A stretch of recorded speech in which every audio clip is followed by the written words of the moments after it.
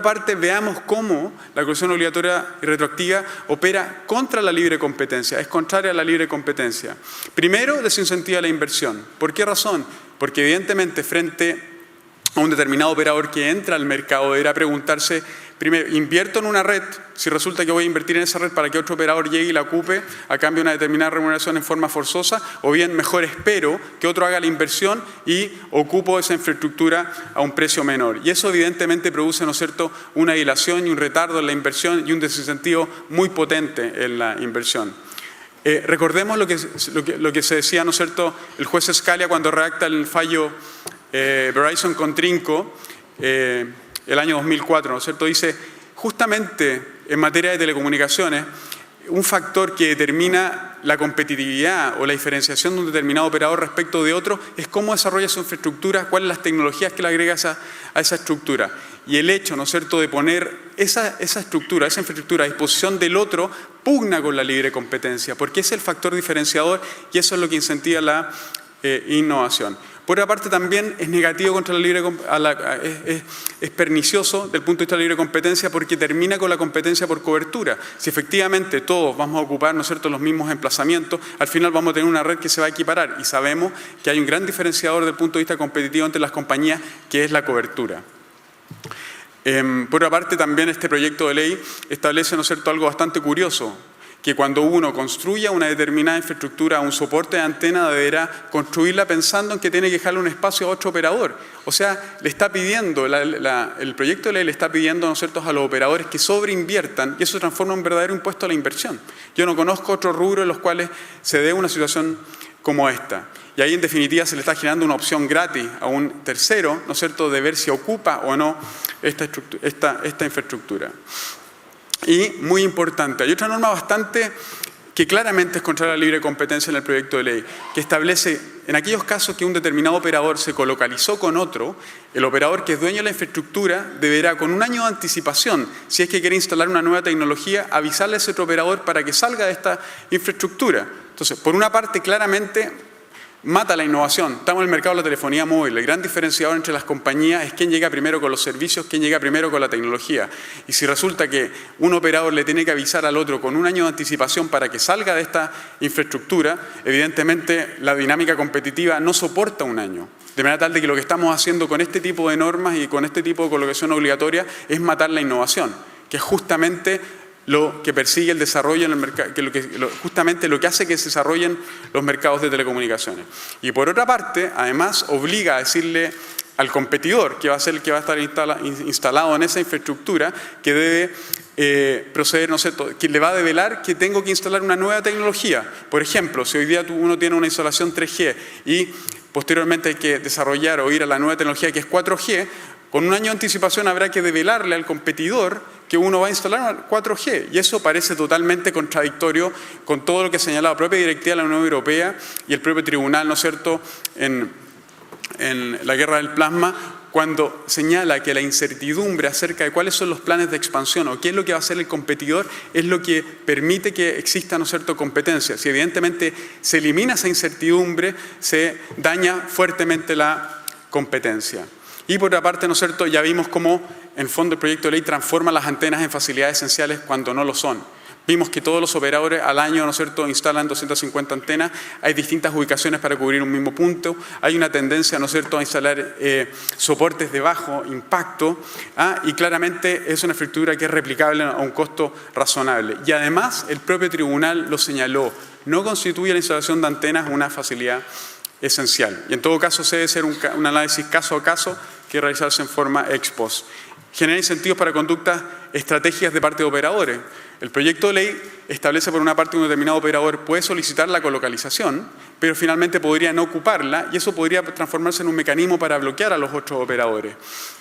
Y en definitiva tampoco no logra que se maximicen los beneficios de lo que es un acuerdo libre al imponerse por ley, ¿no es cierto? Y en el caso Trinco, ¿no es cierto?, recordemos lo que señalaba también, el hecho de obligar a las Cortes de Libre Competencia a que determinen precios, términos, condiciones, es una función para la cual no están llamadas y evidentemente desde ese punto de vista se genera ineficiencia. Entonces, hemos visto cómo por una parte no se reduce el impacto urbano, cómo las antenas no son una barrera de entrada y cómo claramente produce un efecto muy pernicioso desde el punto de vista de la libre competencia. Ahora, ¿cuál es la importancia de esto? En particular en lo que está ocurriendo hoy. Hoy el gran desafío de Chile es lograr la conectividad digital. Y lo que está claro es que la conectividad digital no la vamos a lograr a través de las redes fijas, lo vamos a hacer a través de las redes móviles. Esto mismo ocurrió en La Voz. El único servicio que logró la conectividad un 100% en el país, ¿no es cierto?, fue la telefonía móvil. Y esto no solamente ha ocurrido en Chile, sino que ha ocurrido en todo el mundo. Hoy día tenemos una penetración de 100% en La Voz y tenemos una penetración de Internet bastante baja, un 13%. Pero hoy día lo que está generándole dinámica al servicio de banda ancha es la banda ancha móvil. Vemos como el año 2007 la banda ancha móvil representaba un 1% del total de conexiones de banda ancha y el próximo año las conexiones de banda ancha móvil van a pasar a las conexiones de banda ancha fija. Está claro que el camino para lograr la conectividad digital va a ser la banda ancha móvil. Y si no tenemos más y mejores soportes, ese es un objetivo que se coloca claramente, ¿no es cierto?, en riesgo. Un solo dato, la importancia de la conectividad digital, lo dice McKinsey en su informe. Por 10 puntos de penetración de banda ancha en un determinado país podemos lograr incremento del 1,1 a 1,5 del PIB. Ese dato, ¿no es cierto?, es bastante claro. Entonces necesitamos más antenas y mejores soportes. ¿Sí? ¿Por qué? Necesitamos más conectividad, necesitamos conexiones simultáneas en una mayor cantidad, necesitamos mayor capacidad de las redes, necesitamos, ¿no es cierto?, mayor radio urbano para cubrir y la mayor radio de cobertura para los servicios de telecomunicaciones. Y está claro que solamente lo vamos a lograr, ¿no es cierto?, con más y mejores soportes. Aquí podemos ver, ¿no es cierto?, cuáles son las tendencias modernas en materia de instalación de estos soportes de bajo impacto armónicos con el medio ambiente. Por ejemplo, estas son antenas, en el caso, ¿no es cierto?, esto en particular es en Suecia. Y esa es la forma que tenemos para lograr el objetivo de la conectividad digital. Otro tema clave, ¿no es cierto?, y por eso que nos parece muy buena la noticia de que a fin de año, ¿no es cierto?, se llama la licitación de 2.6, es que las empresas requieren, dado que el servicio de banda ancha es tremendamente exigente desde el punto de vista, ¿no es cierto?, del consumidor de espectro, se requieren más espectro. Y en Chile estamos bastante rezagados respecto a este tema. La UIT ha dicho que para el año 2015 se van a requerir 1.300 MHz para un mercado desarrollado. En Europa y en Estados Unidos, el mismo presidente Obama ha dicho que va a liberar 500 MHz más porque sabe que es la única forma de lograr la conectividad digital. Ahí vemos un poco cuál es la situación que tenemos nosotros en Chile respecto de otros países, ¿no es cierto?, desarrollados. En Chile, como mercado total, tenemos 274 MHz, cuando la media es de 450 MHz. Y por operador, promedio, tenemos 54 MHz, cuando la media está cercana a los 100 MHz.